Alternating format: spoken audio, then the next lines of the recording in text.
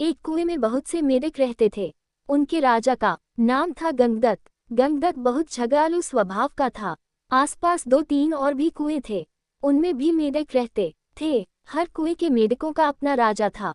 हर राजा से किसी न किसी बात पर गंगदत्त का झगड़ा चलता ही रहता था। वह अपनी मूर्खता से कोई गलत काम करने लगता और बुद्धिमान मेढक रोकने की कोशिश करता तो मौका मिलते ही अपने पाले गुंडे मेढकों से पिटवा देता। कुएं के मेढकों में भीतर गंगदत्त के प्रति रोष बढ़ता जा रहा था। घर में भी झगड़ों से चैन न था। अपनी हर मुसीबत के लिए दोष देता। 5 मिनट पड़े। एक दिन गंगदत्त डौसी मेढक राजा से खूब झगड़ा। खूब तू मैं हुई। गंगदत्त ने अपने कुएं आकर बताया कि डौसी राजा ने उसका अपमान किया है। अपमान का बदला लेने के लिए उसने अपने मेढकों को आदेश दिया कि डौसी कुएं पर हमला करे। सब जानते थे कि झगड़ा गंगदत्त ने ही शुरू किया होगा। कुछ सियाने मेढकों तथा बुद्धिमानों ने एकजुट होकर एक स्वर में कहा, राजन, डौसी कुएं में हमसे दुगने मेढक हैं। वे स्वस्थ व हमसे अधिक ताकतवर हैं। हम ये लड़ाई नहीं लड़ेंगे। गंगदत्त सन रह गया और बुरी तरह तिलमिला गया। मन ही मन में उसने ठान ली कि इन गद्दारों को भी सबक सिखाना होगा। गंगदत्त ने अपने बेटों को बुलाकर भड़काया, बेटा, डौसी राजा ने तुम्हारे पिताश्री का घोर अपमान किया है। जाओ, डौसी राजा के बेटों की ऐसी पिटाई करो कि वे पानी मांगने लग जाएं।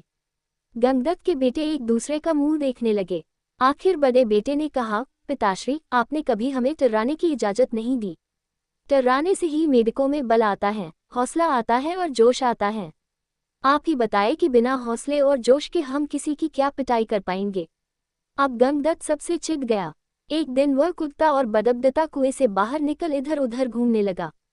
उसे एक भयंकर नाग पास ही बने अपने बिल में घुसता नजर आया। उसकी आंखें चमकी। जब अपने दुश्मन बन गए हो तो दुश्मन को अपना बनाना चाहिए। ये सोच वह बिल के पास जाकर बोला, नागदेव, मेरा प्रणाम। नागदेव फुफकारा, अरे मेढक, मैं तुम्हारा बैरी हूँ, तुम्हें खा जाता हूँ और तू मेरे बिल के आगे आकर मुझे आवाज दे रहा है। अपने दुख देने लगते हैं। मेरा अपनी जाति वालों और सगों ने इतना घोर अपमान किया है कि उन्हें सबक सिखाने के लिए मुझे तुम जैसे शत्रु के पास सहायता मांगने आना पड़ा है। तुम मेरी दोस्ती स्वीकार करो और मजे करो। नाग ने बिल से अपना सिर बाहर निकाला और बोला, मजे? कैसे मजे? गंगदत्त ने कहा, मैं तुम्हें इतने मेढक खिलाऊंगा कि तुम मुटाते मुटाते अजगर बन जाओगे। नाग ने शंका व्यक्त की, पानी में मैं जा नहीं सकता, कैसे पकड़ूंगा मेढक? गंगदत्त ने ताली बजाई, नाग भाई, यही तो मेरी दोस्ती तुम्हारे काम आएगी। मैंने डौसी राजाओं के कुओं पर नजर रखने के लिए अपने जासूस मेढकों से गुप्त सुरंगें खुदवा रखी हैं। हर कुएं तक उनका रास्ता जाता है।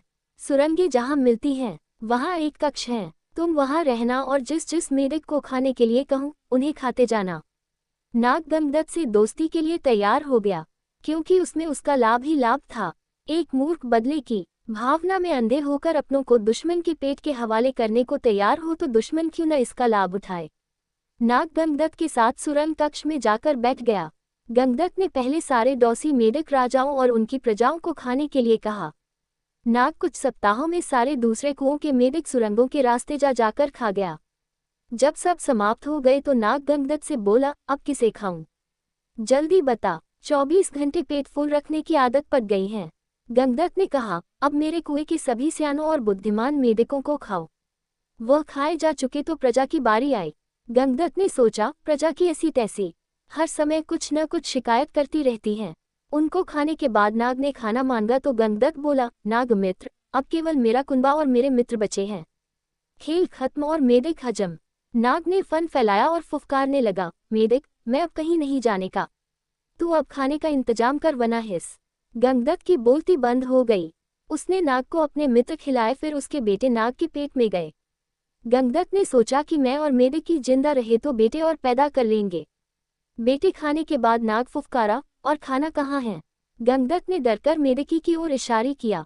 गंगदत्त ने स्वयं के मन को समझाया, चलो बूढ़ी मेढकी से छुटकारा मिला। नई जवान मेढकी से विवाह कर नया संसार बसाऊंगा। मेढकी को खाने के बाद नाग ने मुंह फाड़ा, खाना। गंगदत्त ने हाथ जोड़े, अब तो केवल मैं बचा हूँ, तुम्हारा दोस्त गंगदत्त, अब लौट जाओ। नाग बोला, तू कौन सा मेरा मामा लगता है, और उसे हड़प गया।